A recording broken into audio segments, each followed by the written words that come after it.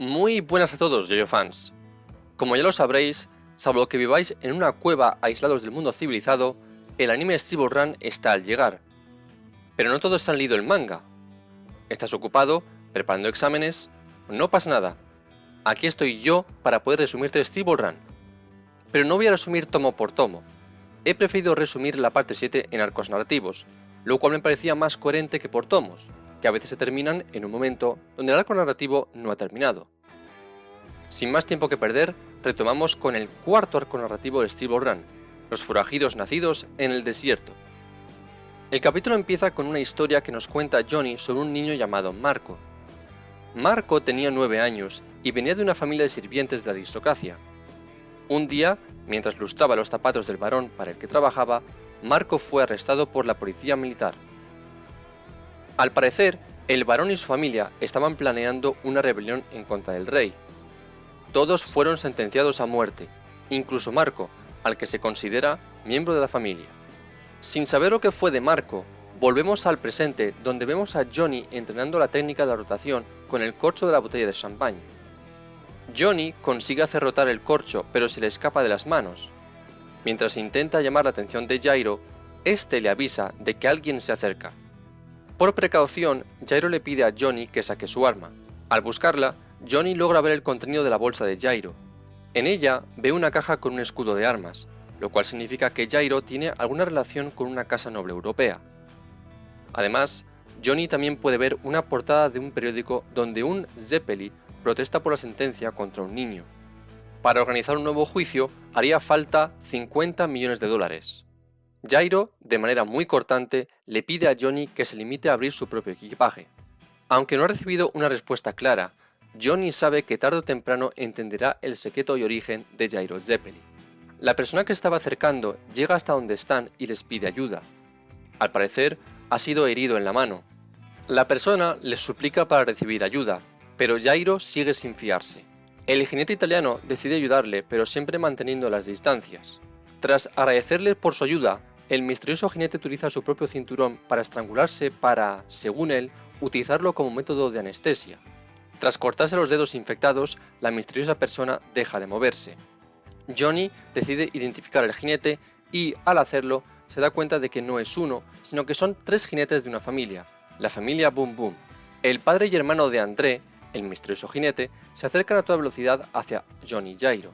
Todo esto es una trampa para poder eliminar a los dos. Jairo, al querer lanzar sus Steel Ball al hermano de André, siente algo en los pies. Varias cuchillas salen desde el suelo. Jairo, totalmente bloqueado, le pide a Johnny que dispare a uno de los dos con el revólver. Al hacerlo, el revólver se desmenuza y los trozos salen disparados al cuerpo de Jairo. Incluso el cuchillo que André había utilizado sale disparado hacia Jairo. Johnny deduce que, de alguna manera, Jairo está atrayendo todo lo que tiene hierro hacia él. Jairo lanza una Steel Ball al padre de la familia Boom Boom, pero este es capaz de pulverizarla sin problemas. Jairo sabe que esta familia tiene algo especial, aunque no tienen ni idea de lo que es. Mientras el padre y el hermano los rodean, Jairo y Johnny se dan cuenta de que André se ha despertado y de que se dispone a huir. Mientras André se aleja, Jairo ve durante un instante una criatura acompañando a André. Al ver que está sangrando aún más, Jairo deduce que cuanto más se acerquen a él, más intenso es el efecto sobre el hierro. André decide atacar a Jairo, confiando en que podrá detener la Steel Ball sin problemas.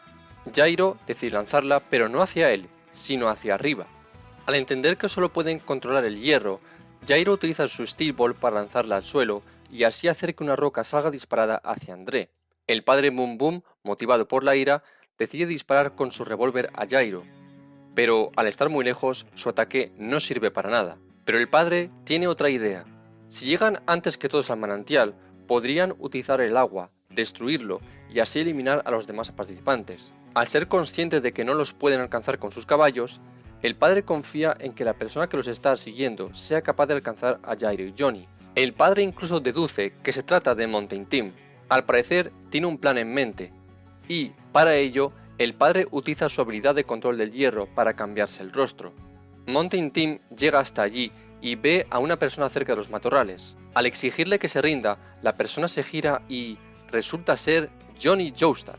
El padre de la familia Boom Boom quiere hacer creer al asistente del alguacil que el criminal al que están buscando es Johnny Joestar. Antes de que Mountain Tim pueda decir lo que sea, el padre de la familia Boom Boom le ataca con una herradura ensangrentada y huye mientras Mountain Tim se protege. Mountain Tim, usando su soga, saca al padre Boom Boom de su escondite. El asistente del alguacil también tiene una capacidad especial que le permite fragmentar su cuerpo, en este caso los dedos de la mano, y deslizarlos por la soga para así atacar a su objetivo a distancia. El padre Boom Boom logra cortar la soga y huir. Su plan ha funcionado. Mountain Tim cree que Johnny Joestar es el asesino. Cuando se reúna con Jairo y Johnny, los tres morirán al ser atraídos por la habilidad magnética, lo que hará estallar sus tripas. Bueno, pues hasta aquí el cuarto arco narrativo de Steel Ball Run. En el próximo arco narrativo veremos el encuentro entre Mountain Tim y nuestros dos protagonistas. Seguramente no acabe muy bien para alguno de ellos. Espero que os guste este formato, porque yo tengo muchas ganas de hacerlo. Nos veremos muy pronto para el próximo arco narrativo, La Palma del Diablo. Hasta la próxima, JoJo fans.